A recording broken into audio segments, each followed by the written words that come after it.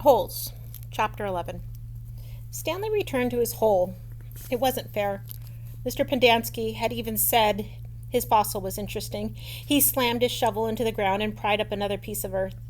After a while, he noticed X-Ray had come by and was watching him dig. "Hey, caveman, let me talk to you a second," X-Ray said. Stanley put down his shovel and stepped up out of his hole. "Hey, listen," said X-Ray. "If you find something else, give it to me, okay?" Stanley wasn't sure what to say. X-Ray was clearly the leader of the group, and Stanley didn't want to get on his bad side. "You're new here, right?" said X-Ray. "I've been here for almost a year. I've never found anything. You know my eyesight's not so good. No one knows this, but you know why my name's X-Ray?" Stanley shrugged one shoulder. "It's Pig Latin for Rex. That's all. I'm too blind to find anything." Stanley tried to remember how Pig Latin worked. X-Ray went on. "Why should you get a day off when you've only been here a couple of days? If anybody gets a day off, it should be me. That's only fair, right?" "I guess," Stanley agreed. X-Ray smiled. "You're a good guy, caveman." Stanley picked up his shovel. The more he thought about it, the more he was glad that he agreed to let X-Ray have anything he might find. If he was going to survive at Camp Green Lake, it was far more important that X-Ray think he was a good guy than it was for him to get one day off. Besides, he didn't expect to find anything anyways. There probably wasn't anything of interest out there, and even if there was, he'd never been what you call lucky. He slammed his blade into the ground, then dumped out another shovelful of dirt. It was a little surprising, he thought, that X-Ray was the leader of the group, since he obviously wasn't the biggest or the toughest. In fact, except for Zero, X-Ray was the smallest. Armpit was the biggest. Zigzag may have been taller than Armpit, but that was only because of his necks. Yet Armpit and all the others seemed to be willing to do whatever X-Ray asked of them. As Stanley dug up another shovelful of dirt, it occurred to him that Armpit wasn't the biggest. He and the caveman was bigger. He was glad they called him caveman. It meant they accepted him as a member of the group. He would have been glad even if they'd called him Barfbag. It was really quite remarkable to him.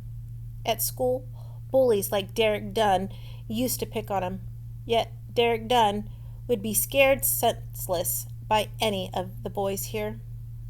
As he dug his hole, Stanley thought about what it would be like if Derek Dunn had to fight Armpit or Squid. Derek wouldn't stand a chance. He imagined what it would be like if he became a good friend with all of them. And then, for some reason, they all went with him to his school. And then Derek Dunn tried to steal his notebook. "Just what do you think you're doing?" asks Squid as he slams his hands into Derek Dunn's smug face. "Caveman's our friend," says Armpit, grabbing him by the shirt collar. Stanley played the scene over and over again in his mind, each time watching another boy from Group D beat up Derek Dunn. It helped him dig his hole and ease his own suffering. Whatever pain he felt was being felt 10 times worse by Derek. Chapter 12. Again, Stanley was the last one to finish digging. It was late afternoon when he dragged himself back to the compound. This time, he would have accepted a ride on the truck if it was offered. When he got to the tent, he found Mr. Pendanski and the other boys sitting in a circle on the ground. "Welcome, Stanley," said Mr. Pendanski. "Hey, caveman, you get your hole dug?" asked Magnet. He managed to nod. "You spit in it?" asked Squid. He nodded again. "You're right," he said to X-Ray. "The second hole's the hardest." X-Ray shook his head. "The third hole's the hardest," he said. "Come join our circle," said Mr. Pendanski. Stanley plopped down between Squid and Magnet. He needed to rest up before taking a shower. "We've been discussing what we want to do with our life," said Mr. Pendanski. "We're not going to be at Camp Green Lake forever. We need to prepare for the day we leave here and join the rest of society." Hey, that's great, Mom, said Magnet. They're going to finally let you out of here. The other boys laughed. Okay, Jose, said Mr. Pendanski. What do you want to do with your life? I don't know, said Magnet. You need to think about that, said Mr. Pendanski. It's important to have goals. Otherwise, you're going to end up right back in jail. What do you like to do? I don't know, said Magnet. You must like something, said Mr. Pendanski. I like animals, said Magnet. Good, said Mr. Pendanski. Does anyone know of any jobs that involve animals? Veterinarian, said Armpit. That's right, said Mr. Pendanski. He could work in a zoo, said Zigzag. He belongs in the zoo, said Squid. Then he and X-Ray laughed. How about you, Stanley? Any ideas for Jose? Stanley sighed. Animal trainer, he said, like for the circus or movies or something like that. Any of those jobs sound good to you, Jose? Asked Mr. Pendanski. Yeah, I like what Caveman said about training animals for movies. I think it would be fun to train monkeys. X-Ray laughed. Don't laugh, Rex, said Mr. Pendanski. We don't laugh at people's dreams. Someone is going to have to train monkeys for the movies. Who are you kidding, Mom? Asked X-Ray. Magnet's never going to be a monkey trainer. You don't know that, said Mr. Pendanski. I'm not saying it's going to be easy. Nothing in life is easy. But that's no reason to give up. You'll be surprised what you can accomplish if you set your mind to it. After all, you only have one life, so you should try to make the most of it.